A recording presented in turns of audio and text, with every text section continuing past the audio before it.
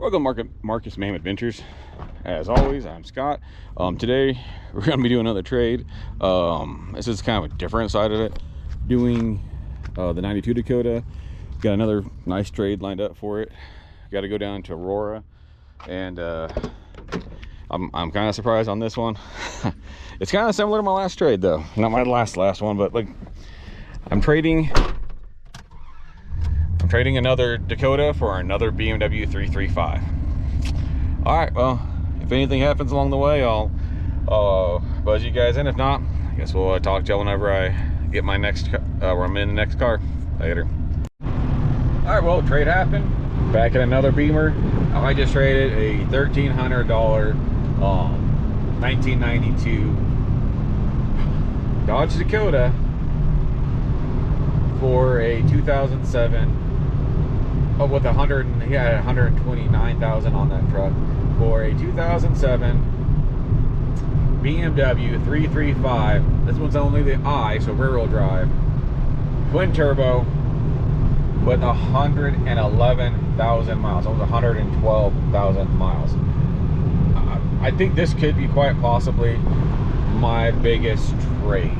So we go off of what he had it listed at $7 grand. I bought versus what I bought it for at 13. That's $5,700 increase. We'll just say I think I've only put maybe $250, maybe I'll say $300 into the Dakota, between wheel bearings, brakes. In 2 miles, take exit 47 for I-25 north toward Fort Collins, and random fluid and all that type of stuff. And it's a good truck, really was. It handled great after everything was done.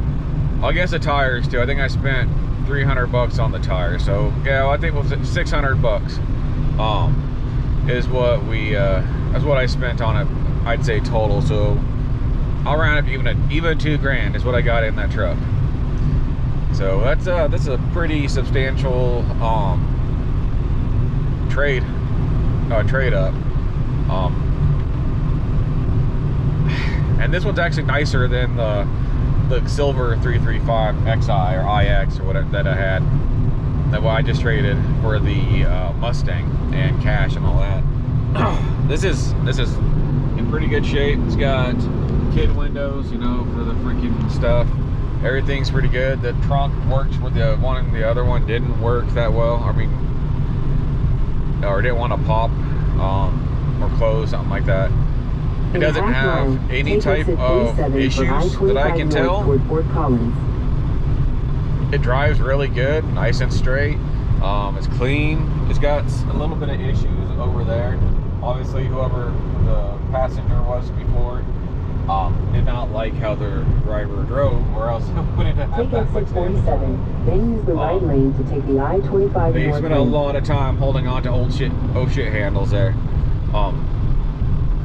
I'm driving right now. I just needed to get out of there. I have an appointment I got to get to, so I couldn't hang around. To take the I-25 north ramp. But yeah, it's nice. It's, I don't know if you can see anything. It's black on black rims.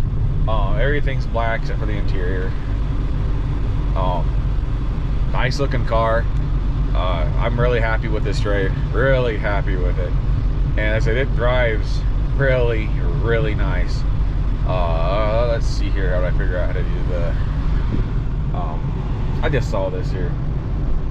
I think it's averaging 30 miles per gallon still. I haven't reset it, but still, this is a really good trade. All right, whenever I get hello person, whenever I get to where I'm going, if I have time, I'll go ahead and do a walk around, get a little more video of this one. Shoot, yeah, she got pickup though. I don't know if it's gonna be as fast as the other ones. I'm pretty certain the other one did have a tune in it, but he said he left his code checker for it. So I'm gonna also look around, see if I can't find a code reader. This car might end up staying. So yeah, I think that's what's gonna happen. All right, so I'll talk to y'all in a few. Okay, so it hasn't been going so great. Should have recorded this when it first happened, but the old Beamer, the alternator gave out on it while it was I was about 15 minutes from the house, or 15 miles from the house. It just gave up the ghost. was done. Ran out of juice, parked it on the side, and called the tow truck, and then they're gonna be like an hour and a half. So I pushed in my my little freaking FM thing here. Reads what's it called? The voltage too is when it's turned on. So I'm gonna hold on. I'm gonna go ahead and get myself ready here, because if it turns on, anyways, I was able to turn it on, get a little bit of juice, had it like enough to turn on, and then ran it till it had no juice left, pretty much. So that's what I'm gonna do. I'm gonna try and fire it back up and see if we can't make it another 5 miles before the battery dies again. Let's see here what we got. It does not have.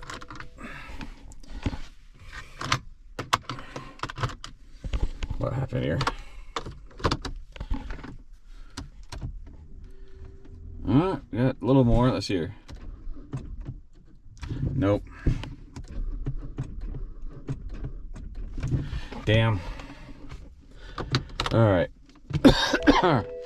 Guess we wait a little bit longer to see if we can get a little more juice later. All right, so we're doing a little bit of work on the new Beamer. I'm gonna walk through that real fast, but I just only got some cans of R134. This was getting kind of low and going. I think that we're gonna be fine on this. Yeah, that's what we're saying where it needs to be.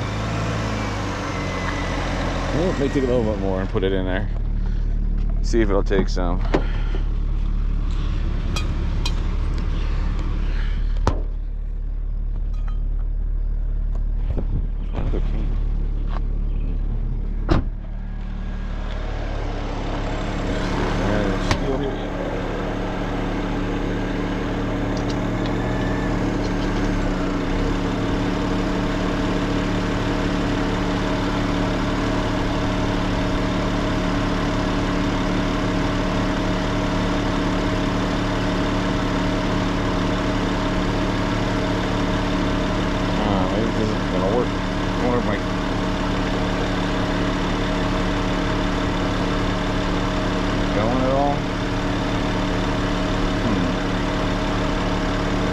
Might be full, but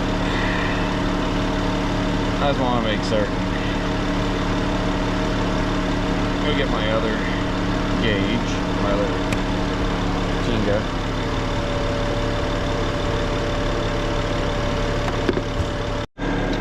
See if we can get, there we go, a little more into it. Just don't think this one was working right.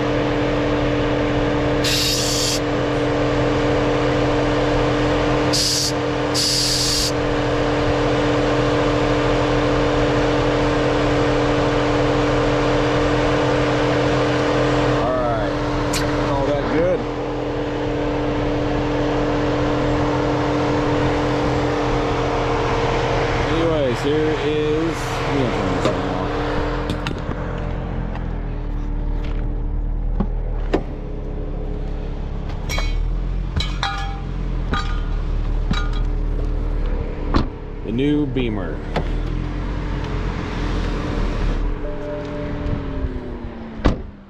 (2007) 335i. This is really clean. You can hear it runs great. Everything works really good on it. Now that the emergency I had to end up pulling all this apart. My wife came and picked me up after this thing broke down.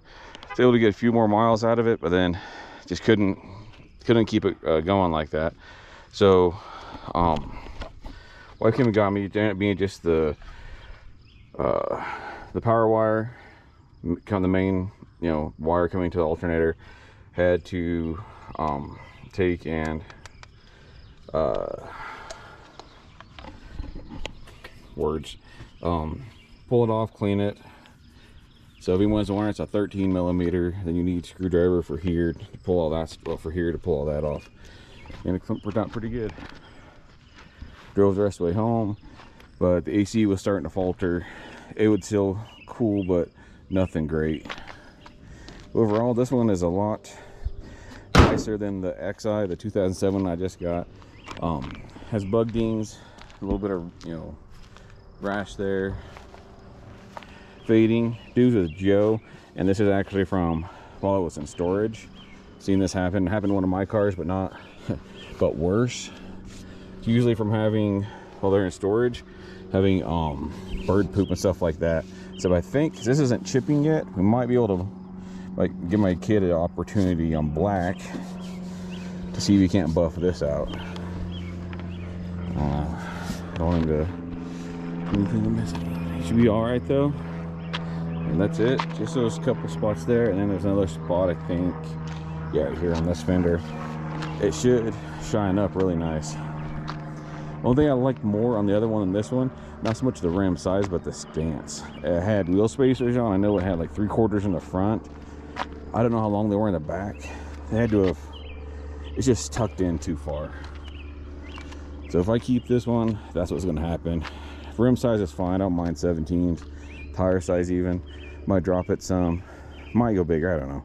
But yeah, does have one dent right here, it looks like. But yeah, I want those tires out just a little bit. The front, I could be fine.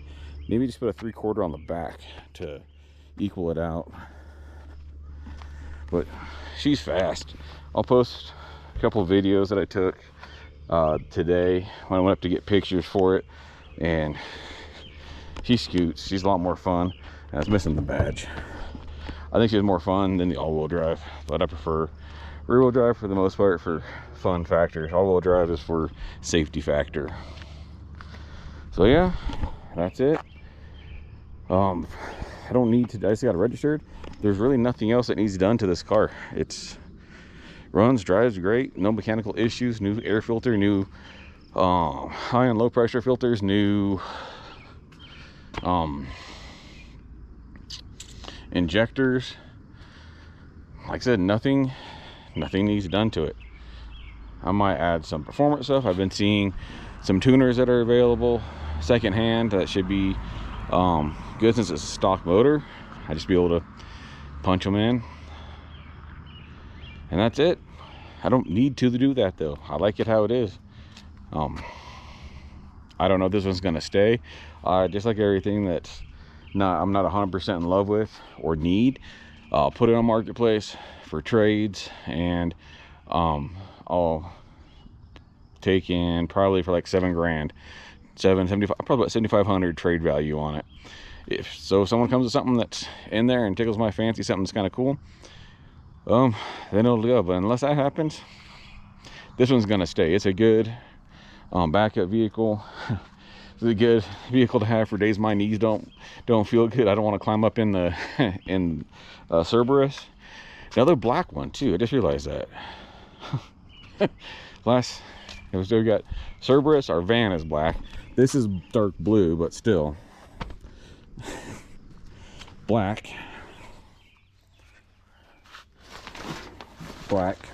on the beast. And then wife's good Porsche is black, and then my work truck is, and my kid's freaking thing is, it's some sort of charcoal gray or whatever, mineral gray, something like that. And same thing with my work truck. So we got a thing for black, and then I guess even gray up on the on that truck up there. Black, gray, and then red, yellow, and blue. But the Mustang's not staying. So I guess 2 blues, 3 blacks, 2 reds, a gray, and 2 grays, and a yellow. Cool. 4 blacks. Yeah, forgot the beast. 4 blacks. That was crazy. And my favorite color used to always be green. Everything I ended up getting was green, and from '77 for some reason. Now they're black from the 2000s. BMW, Porsche, or Dodge Dakotas. Yeah, I had colorful Dodge Dakotas, and they're gone now for a blue freaking Mustang and a black BMW. So I guess I'll sign out of this video. Please, I appreciate all you coming out and watching this. I hope this video takes off. Really wanting this channel to start going. I'm close. I'm like pretty dang close to starting to be able to get monetized. Every little bit will help to be able to put parts into these things, because everything that I earn from YouTube is going to go back into the channel, either through parts, cameras, upgrades, whatever it's going to be. Well, thanks coming out for watching, and at the end of the day, if you're not dirty, you're not doing it right. You'll have a good one.